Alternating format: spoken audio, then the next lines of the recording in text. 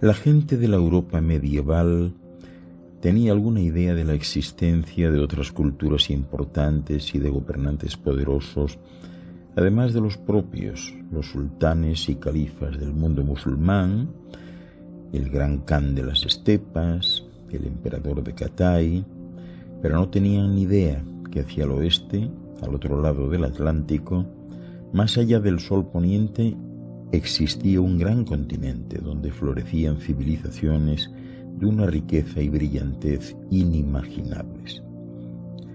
La ironía es que cuando tropezaron con estas civilizaciones, las de los incas y los aztecas, un puñado de aventureros europeos fueron capaces de destruirlas en solo unos pocos años.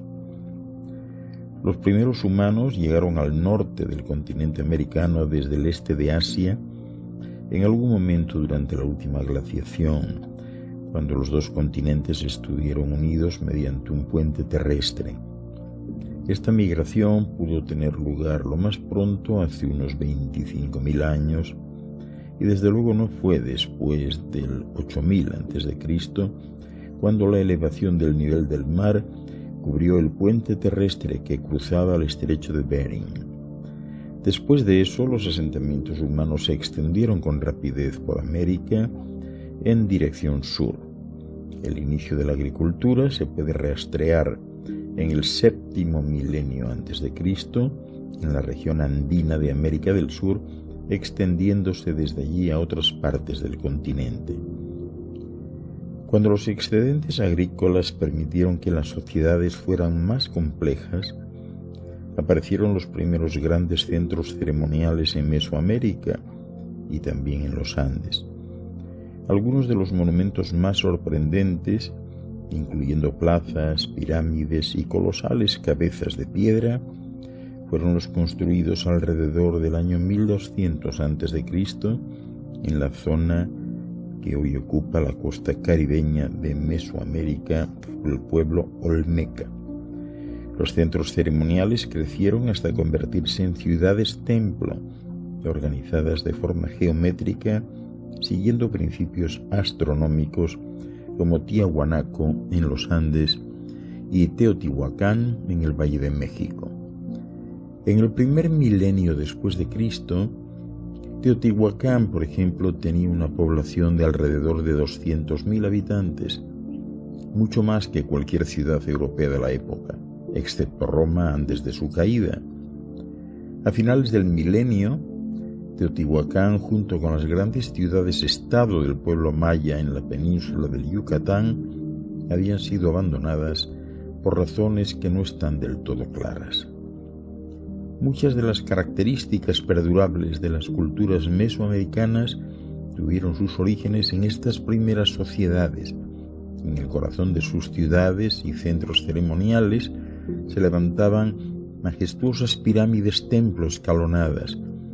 También existía un gran interés en la astronomía y el calendario, y en especial los mayas desarrollaron sistemas matemáticos sofisticados como la notación posicional para los números, así como una forma de escritura que seguía en uso en Mesoamérica en el momento de la conquista española. Finalmente existía la práctica de sacrificar humanos para propiciar a los dioses sedientos de sangre y para asegurar el ciclo de las estaciones. Cuando sacrifican a un desdichado indio, escribió un testigo presencial europeo en el siglo XVI, le abren el pecho con cuchillos de piedra y le arrancan el corazón aún palpitante. Los sacrificios humanos también eran característicos de algunas de las culturas andinas. Cuando los europeos llegaron al continente americano a principios del siglo XVI, dos grandes imperios ocupaban grandes extensiones territoriales. Gran parte de Mesoamérica estaba bajo el control de los aztecas, mientras que la región andina desde Ecuador hasta el norte de Chile estaba gobernada por los incas de Perú. Los aztecas fueron los últimos de una serie de estados guerreros que dominó Mesoamérica en la época precolombina, y desde su magnífica capital de Tenochtitlán, en la ubicación actual de la Ciudad de México, exigían de forma masiva tributos y víctimas para los sacrificios humanos a los pueblos vecinos.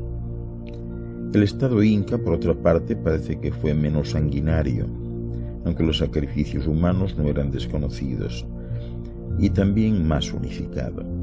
La tarea del gobierno central se veía facilitada por una red de carreteras muy bien construidas que se extendían miles de kilómetros a lo largo y a lo ancho del imperio.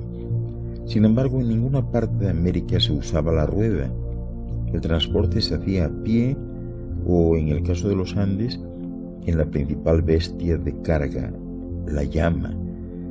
Como ayuda para la comunicación, los incas tenían un sistema de cuerdas anudadas llamadas quipu que se usaban para contar y elaborar censos, aunque a diferencia de la escritura maya, no parece que se desarrollase hacia un sistema de escritura más flexible. Cuando los conquistadores españoles se encontraron con estas civilizaciones, quedaron, la verdad, muy sorprendidos por su magnificencia, pero también estaban preparados para explorar su superioridad tecnológica. Los indígenas no solo carecían de la rueda, sino que sus herramientas y armas eran aún de piedra, así que cuando se enfrentaban a los soldados españoles con yelmos y petos de acero, espadas de acero, armas de fuego y caballos, pues simplemente se sentían apabullados. En México, el conquistador Hernán Cortés descubrió que los vecinos de los aztecas estaban deseando unirse a los españoles para atacar a sus gobernantes, cuyas demandas insaciables para los sacrificios humanos los tenían soliviantados. En poco más de un año, en el 1519 al 1520, Cortés y poco más de un centenar de soldados españoles habían derrotado el poder de los aztecas, cuyo emperador Moctezuma creía que Cortés era una manifestación del dios Quetzalcóatl, la serpiente emplumada, y por eso ofreció poca resistencia. Una historia similar se desarrolló en Perú, donde Francisco Pizarro, otro aventurero español en busca de oro y poder, capitaneó a menos de 200 hombres contra los incas, y en 1532 condujo al emperador inca Atahualpa a una trampa, masacró a su escolta de miles de hombres y capturó al emperador. Atahualpa ofreció a Pizarro una habitación llena de oro a cambio de su liberación, pero cuando Pizarro tuvo el oro no se retractó y ordenó que quemasen a Atahualpa en la hoguera. Cuando, enfrentado a la muerte, el emperador se convirtió al cristianismo, Pizarro se apiadó y lo hizo agarrotar. La conquista de Perú fue completada en 1535 con la captura de Cuzco, la capital inca. Tanto aquí como en México, el nuevo poder colonial procedió a esclavizar y a forzar la conversión de sus súbditos.